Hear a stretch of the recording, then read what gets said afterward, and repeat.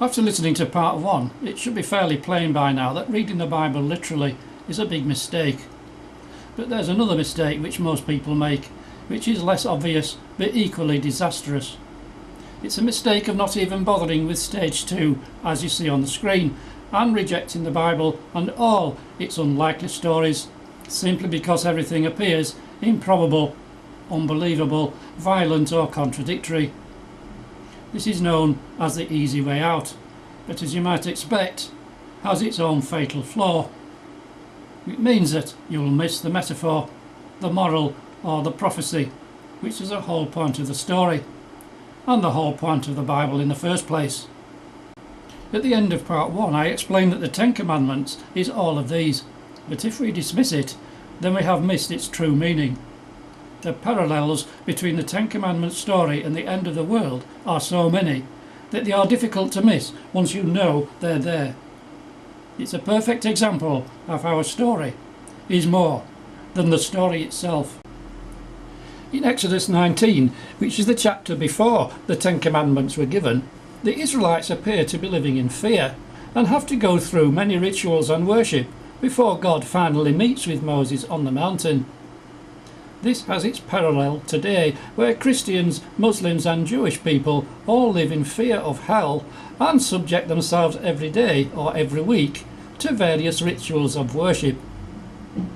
By the way, hell doesn't exist, or I should say, the commonly held idea that there is some sort of eternal punishment awaiting unrepentant sinners, commonly called hell, doesn't exist in reality. You'll have to watch my other videos to understand why I'm so sure of that.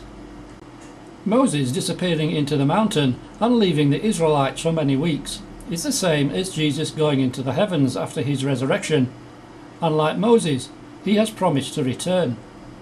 The Israelites starting to worship the golden calf idol while Moses was away is the same as the present day world spending their time with their 21st century idols of money, cars, material possessions, holidays, travel, communications, technology, power, and so on. Moses coming back and many of the Israelites dying in a massacre and from disease is a prophecy about a prophecy, where the 4 horsemen in Revelation will bring death from disease and war at the end of the world. And just as the Israelites wandered in the desert for 40 years without a home, God repeatedly promised them their own land and kingdom in the Middle East, in the same way as he has promised Christian believers a future kingdom. By the way, after hundreds of years of war and persecutions, the Jewish people finally got their promised land, as any tourist or history teacher will tell you. So what are the chances that the next promised land will happen? So if we believe that the Ten Commandments were literally given by God, or the story happened exactly like it said, we have many problems. There is also the problem of whether Moses existed as an actual historical person, which is something we should consider with all the Bible characters. But there is no time to examine this in this video. The way we read this story and every other story in the Bible has to radically change. Here is a summary of the changes and why we should adopt them. There's an overall pattern in the Bible that all the writers were prone to exaggeration, idealism, miracles, and assigning everything to God, whether it was good or evil.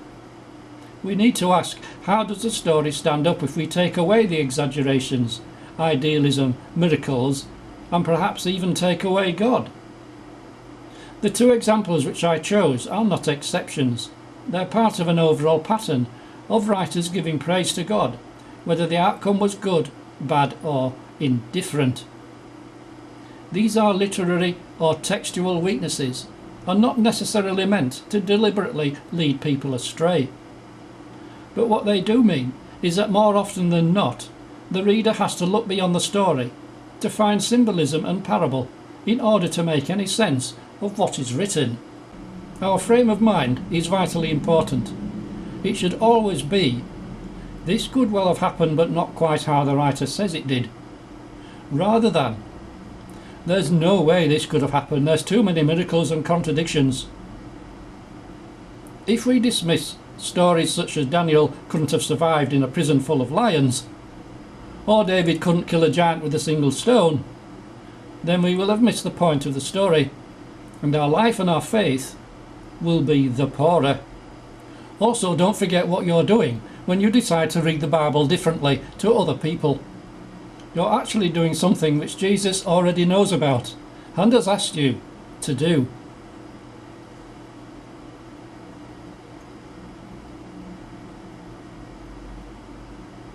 For example, the story of Noah's Ark is obvious, where literalism can be easily transferred to parable and prophecy, and where the story still stands if we take away the exaggerations, idealism and miracles. It should be quite obvious that it's physically impossible to put 2 of every kind of creature on earth on a small boat in order to save them from a flood. And not just impossible in terms of space, but also how would they survive for over a month without tearing each other apart? Yes, there may well have been a boat with a few animals on board, so Noah and his family could survive, and as a symbol of God saving them from the flood.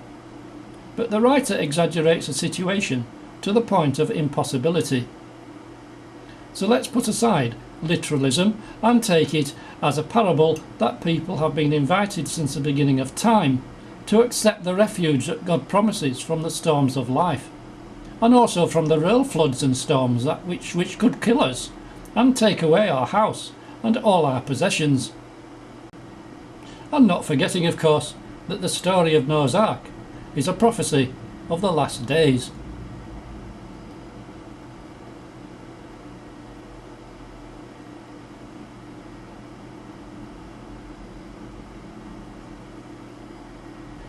There will even come a point when you have to find the courage to say that the writer is wrong, or the Bible is wrong. That this is even possible to contemplate will come as a shock to most believing Christians, but it is simply seeing it as it is. Here are 4 examples, all taken from the New Testament, which you would have to assume is more up to date than the Old Testament, but it isn't. Here we have people thinking that illness is caused by evil spirits, prejudice against women, it's okay to have slaves, and men should not have long hair. In part 3 I will examine why most people are paralysed by some sort of fear of the unknown, or fear of questioning God when they read the Bible. I will show that they are not questioning or criticising God when at least 75% of the Bible is written by men and put together by men. And what is the remaining 25%?